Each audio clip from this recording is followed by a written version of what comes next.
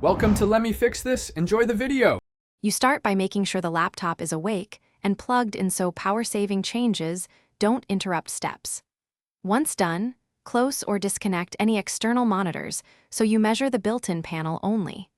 Now open the System Settings or Control panel and navigate to Display or System Display. This is where Windows and many Linux GUI list screen info. You do this first because the system view provides the nominal resolution and pixel density, key clues toward the actual diagonal size.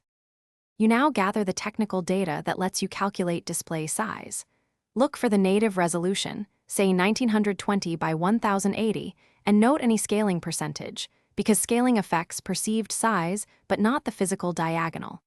Then open Advanced Display Settings to find DPI or PPI or a listed physical size. Some systems show inches directly. If the system omits physical dimensions, copy the laptop model number and check the manufacturer's spec sheet. This verification avoids guessing and confirms measured values for the next step. You finish by converting pixels and density into a diagonal measurement. Divide the horizontal and vertical pixel counts by PPI to get width and height in inches, then compute the diagonal with the square root of width squared plus height squared. Round to 1 decimal place.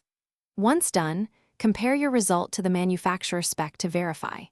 If values conflict or PPI is unknown, make a direct ruler measurement from corner bezel to corner bezel.